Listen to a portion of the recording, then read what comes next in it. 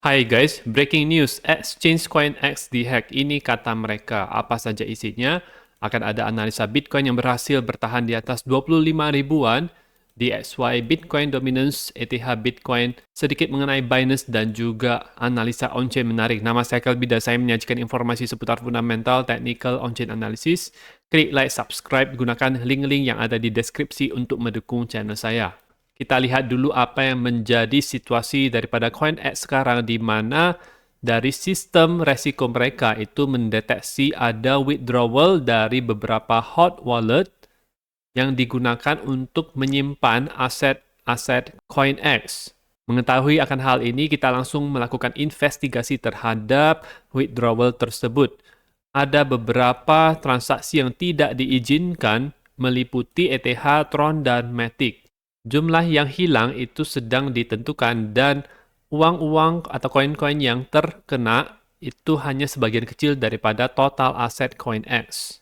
Kita memastikan semua pengguna kalau aset teman-teman itu aman dan tidak terkena. Yang terkena hack ini itu akan mendapatkan 100% kompensasi atas adanya breach yang terjadi ini. Depo withdrawal itu akan disuspend terlebih dahulu dan kita mengharapkan adanya pemahaman dan kesabaran akan soal ini. Oke, nah kita lihat situasinya kalau ini withdrawal ini terjadi di berbagai hot wallet, jadi lebih dari satu, dan hanya 3 koin yang terkena, ETH, Tron, dan Matic. Tetapi ada data lain dari orang lain mengenai analisa on-chain jumlah Ethereum di CoinX ini, di mana reserve-nya itu berkurang dalam jumlah yang cukup banyak. Jadi dari bulan Mei ini berkurang 40.000 ETH, itu Mei sebelum kejadian ini terjadi, dan kejadian kemarin itu dari 5.000 ETH langsung hilang dalam 1 jam. Ini merupakan perilaku yang sedikit tidak wajar karena kenapa bisa banyak sekali koin yang hilang itu dari bulan Mei ya. Jadi tiba-tiba kita lihat ini ada garis panjang menukik ke bawah seperti ini dan juga terjadi di sini. Kemudian diakhiri dengan ini, itu ETH. Ini kita lihat untuk jumlah stablecoin ERC20 itu juga dalam posisi 0 ya teman-teman. Di mana itu Februari berkurang dari sekitar 50 sampai 30-an juta. Kemudian dari Juli itu belasan itu sampai mendekati 0 dan tiba-tiba langsung hilang kemarin ke 0. Jadi saya sedikit menduga kalau misalnya ini adalah pekerjaan daripada exchange-nya sendiri karena adanya perilaku yang cukup tidak wajar yang terjadi di bulan Mei ini seperti yang dia sampaikan. Kemudian sampailah di titik sekarang ini di mana mereka mengumumkan bahwa mereka kena hack dan jumlah ETH di dalamnya itu jadi langsung 0. Ini berbeda situasinya dengan apa yang mereka katakan di mana aset-aset yang terkena itu adalah sebagian kecil daripada total aset CoinX ya. Kita tidak tahu total aset CoinX itu seberapa dan mereka juga dengan percaya diri bisa langsung menentukan adanya kompensasi 100% kepada loss yang terjadi ini. Jadi harusnya pasti akan membutuhkan waktu untuk membuat suatu keputusan yang penting ini. Seharusnya tidak segampang itu untuk menentukan keputusan ini karena ini adalah keputusan yang besar, yaitu memberikan kompensasi 100%. Jadi saya sedikit menduga kalau ini bisa ada pekerjaan dari dalam exchange tersebut. Jadi orang-orang inilah yang mungkin sudah merencanakan ini dari awal ya teman-teman. Tapi kita tidak tahu yang benarnya seperti apa, kita hanya bisa melihat dari analisa on-chain ini berkata datanya kalau tidak ada lagi Ethereum dan stablecoin di dalam exchange tersebut.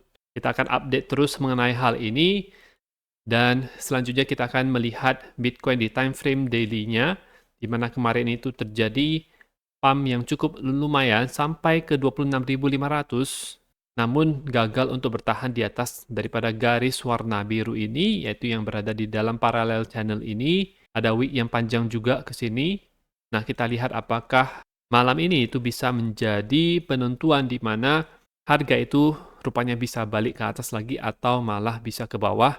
Karena seperti yang kita ketahui di video sebelumnya, hari ini adalah hari di mana FTX itu akan buat keputusannya apakah boleh menjual asetnya atau tidak. Menurut saya sih pasti akan diperbolehkan untuk menjual asetnya.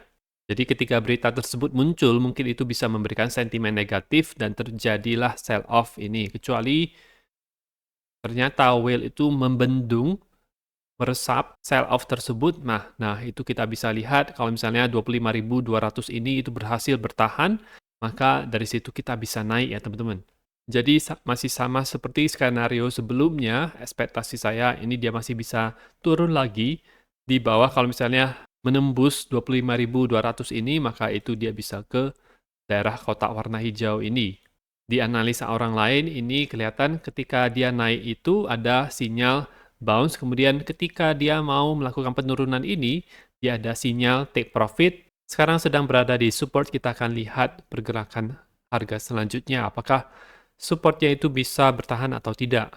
Update sedikit mengenai DXY di mana terjadi kenaikan kemarin, kemudian turun lagi. Nah, kita lihat apakah dia itu bisa menembus untuk daerah bawah ini, itu akan menjadi konfirmasi daripada double top yang terbentuk di DXY.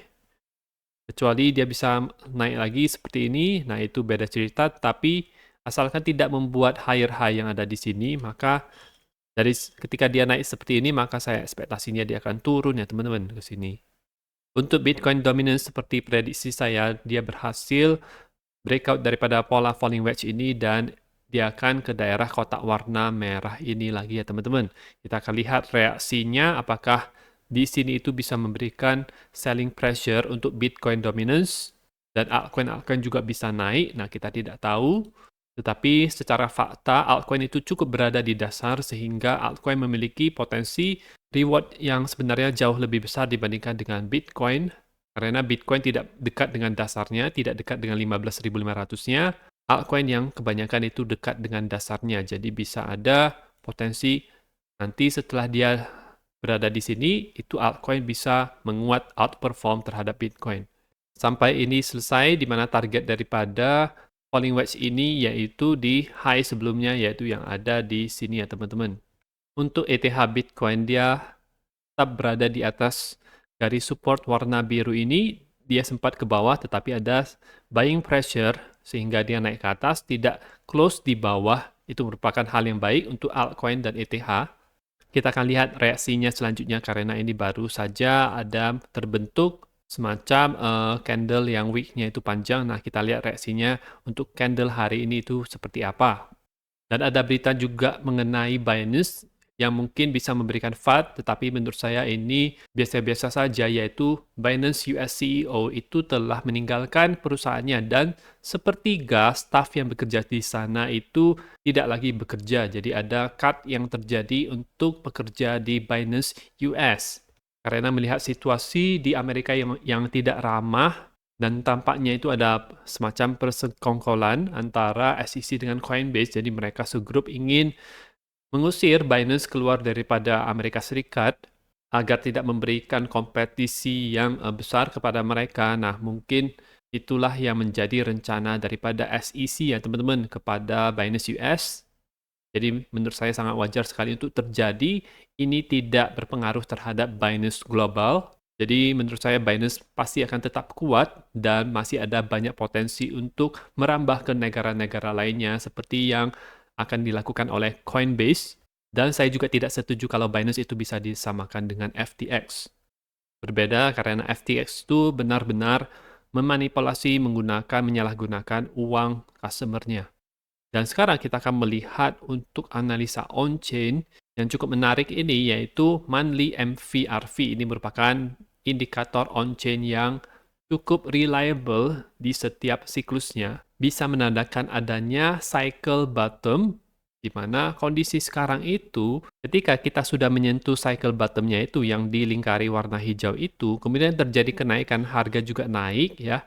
Nah, biasanya itu akan ada retest terlebih dahulu terhadap garis support, garis putus-putus ini. Kita belum menyentuh garis tersebut. Ini adalah suatu kebiasaan yang bisa terjadi. Ini pernah terjadi di Corona Dam sebelumnya, kemudian di sekitar akhir tahun 2015.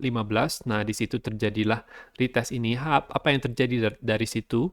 Harga itu bisa naik dari situ ya teman-teman. Jadi setelah selesai meretest garis putus-putus ini, harga bisa naik dari situ. Sehingga ketika dip ini itu terjadi, itu bisa menjadikan kesempatan buat kita untuk kita melakukan Bitcoin DCA dan untuk altcoin yang fundamentalnya itu kuat seperti ETH dan lain-lain. Hal-hal yang baik itu akan datang untuk orang-orang yang sabar menunggu ya teman-teman, bukan meninggalkan space crypto ini. Karena kita sedang berada di fase pertama bull market ini yang merupakan fase yang tidak terlalu gimana-gimana banget, yang cukup membosankan dan masih ada peluang untuk ke bawahnya. Jadi orang pikir ini bukan bull market, ya orang pikir bull market itu ketika euforia itu terjadi. Nah, ketika euforia terjadi itu sudah agak telat, kenaikan ke atasnya itu juga tidak terlalu banyak. Jadi kalau misalnya mau beli, ya belilah sekarang-sekarang ini sebelum halving dan sesudah halving terjadi.